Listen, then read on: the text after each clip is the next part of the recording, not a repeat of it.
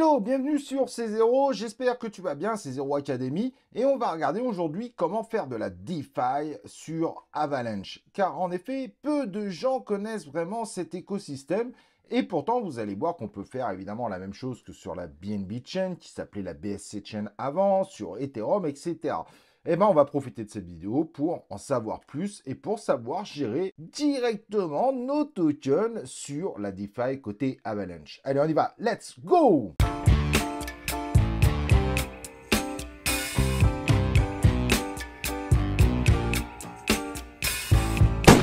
Donc, comme je disais, aujourd'hui, c'est au tour d'Avalanche d'avoir son petit tutoriel pour savoir trader, acheter des tokens, etc.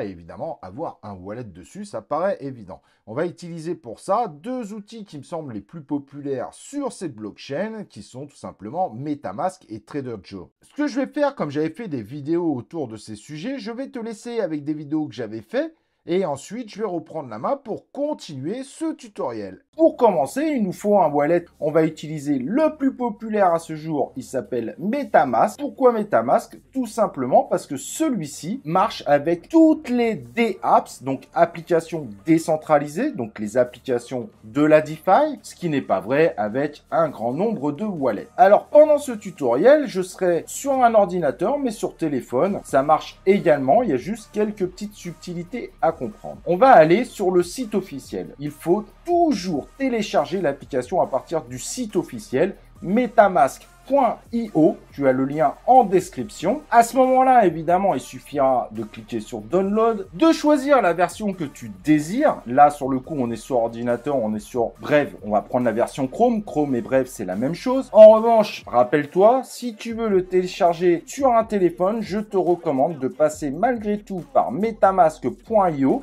qui t'amènera automatiquement sur la bonne application. Parfois sur les stores, surtout dans l'univers Android, il y a des faux MetaMask qui traînent où la seed phrase est envoyée directement aux auteurs, ce qui leur permettra dans le futur de vider ton wallet sans que tu t'en rendes compte. En passant par le site officiel, pas de problème. Ensuite, je ne vais pas aller dans le détail, vous installez tout simplement cette extension. En réalité, MetaMask est une petite extension sur votre navigateur. Et quand cela est terminé, il vous ouvre une page pour démarrer. On va cliquer et là, on va créer un wallet. L'option de gauche, c'est si jamais un jour vous voulez importer un wallet sur un autre ordinateur ou un autre device, vous avez la possibilité de le faire de façon à pouvoir gérer votre wallet à partir de plusieurs ordinateurs ou téléphones. N'oubliez pas, ces outils vous permettent de gérer votre wallet, donc votre portefeuille crypto, mais ils ne possèdent pas vos cryptos. Vos cryptos sont toujours dans la blockchain, donc en ligne. Vous avancez, vous validez les conditions qui sont expliquées et à ce moment-là, on vous demande de créer un mot de passe.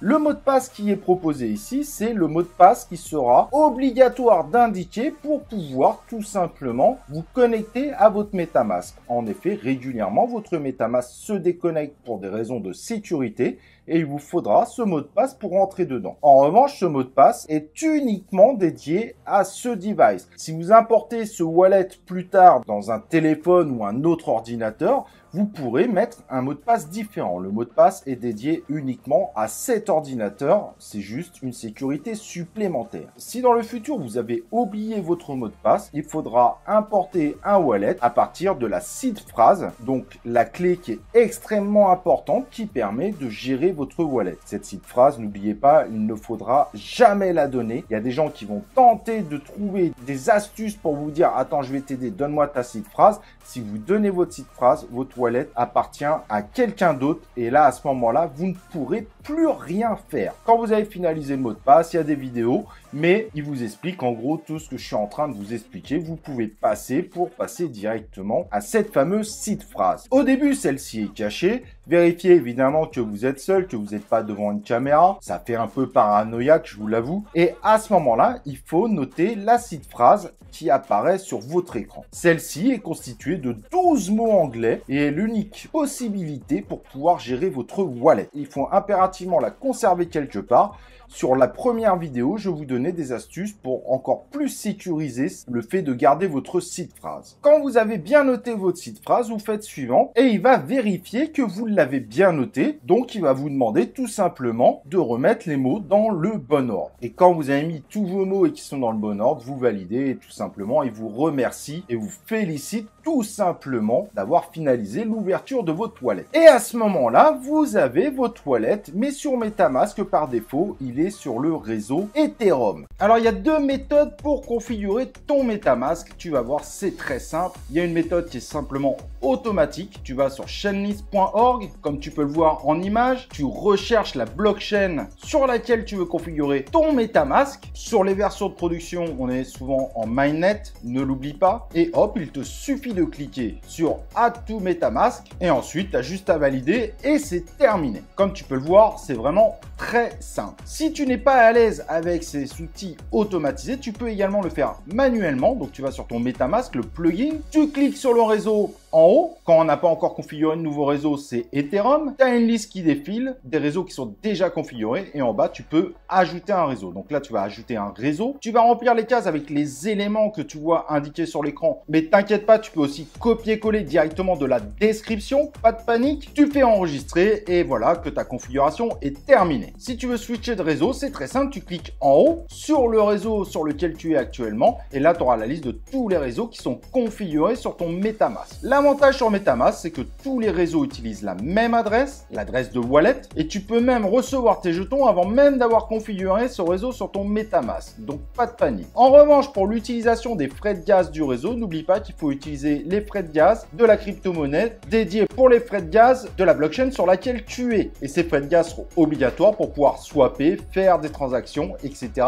etc. Il y a deux façons pour acheter des tokens AVAX, car évidemment, ce sont ceux pour payer les frais de gaz, comme on l'a vu juste avant, et donc c'est indispensable. Car sans AVAX, tu ne pourras pas faire de transactions ou d'opérations sur cette blockchain. Pour cela, il y a deux méthodes. La première est très simple. Sur MetaMask, tu as le bouton Acheter, donc très simple. Tu cliques dessus et tu choisis potentiellement un prestataire qui te propose d'acheter de l'AVAX directement. À vérifier, certains prestataires ne demandent même pas de KYC. L'autre méthode, c'est tout simplement d'acheter tes AVAX sur un exchange. Je ne peux pas te faire un tutoriel car c'est différent sur l'ensemble des exchanges, mais tu trouveras facilement. Et à ce moment-là, tu n'oublieras pas de mettre un retrait du token AVAX, mais évidemment sur AVAX Main Chain. Et pas sur de l'ERC20, du BEP20, mais bien sur le réseau d'AVAX. Très important. Et tu mettras en adresse celle que tu peux copier directement sur ton MetaMask en cliquant dessus. L'adresse étant 0x quelque chose, la partie qui est floutée sur l'image. Évidemment, si tu fais envoyer, tu peux envoyer également de l'AVAX ou des autres tokens sans le moindre souci. Il ne faudra pas oublier en revanche que là où tu veux les recevoir, il faut qu'ils proposent le réseau AVAX, sinon tu n'enverras pas au bon endroit. Et en bas, tu as la possibilité d'importer des nouveaux tokens, car même si tu reçois des tokens sur le réseau AVAX, ils n'apparaissent pas forcément sur MetaMask. Il faut donc juste importer le contrat pour que MetaMask puisse les rendre visibles sur son interface. En général, pour faire ça, c'est relativement simple. Vous cherchez par exemple votre token sur CoinMarketCap, vous copiez l'adresse du contrat, mais vous prenez bien l'adresse du contrat sur le réseau AVAX, vous mettez le symbole, etc.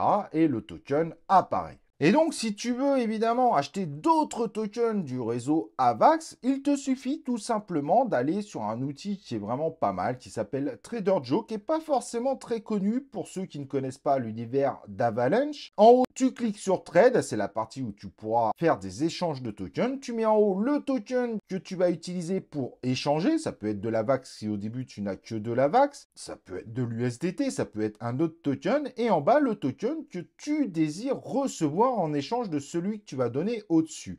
Donc là, en gros, quand tu vois l'image qui est là, j'ai envie de donner 0,1 AVAX de mon portefeuille pour recevoir 7,36 token Joe, qui est tout simplement le token de cet exchange décentralisé qu'on appelle plus communément Index. ça reste évidemment de la DeFi, car ton wallet se connecte, mais tes cryptos restent évidemment intégralement sur ton wallet. Donc à la fin de l'échange, les Joe que tu recevras resteront sur ton propre wallet. L'exchange n'a pas accès à ces tokens. Si parfois il nécessite d'avoir un pourcentage de tolérance par rapport à la proposition qui est faite, parfois juste dû à des taxes qui sont mises directement sur les transactions, ça c'est les projets qui vous préviennent, vous cliquez sur Settings et vous pouvez tout simplement augmenter ce qu'on appelle le slippage, soit la tolérance, pour pouvoir faire passer une transaction. Donc, par défaut, il est à 0,5%, ce qui veut dire tout simplement que mon échange d'AVAX vers du token Joe ne se fera que si finalement la différence finale ne dépasse pas 0,5% par rapport à la proposition qui m'a fait. C'est donc une option très utile et très importante. Si vous mettez un gros pourcentage pour un projet particulier qui pourrait mettre des taxes supplémentaires, n'oubliez pas de le redescendre pour ne pas avoir de mauvaises surprises à la suite. En haut, vous avez la possibilité de faire du farming, du stacking. Je ne vais pas rentrer là-dedans sur cette vidéo, c'est pas le sujet. Mais si jamais le farming, le stacking t'intéresse, je pourrais faire des vidéos dédiées sur le sujet. J'espère évidemment que cette vidéo te sera utile pour commencer à rentrer dans l'univers d'Avalanche. N'oublie pas le like sur la vidéo, de t'abonner à la chaîne YouTube et évidemment d'activer les cloches de notification pour recevoir les prochaines vidéos de C0 Academy. Et on se retrouve pour une prochaine vidéo.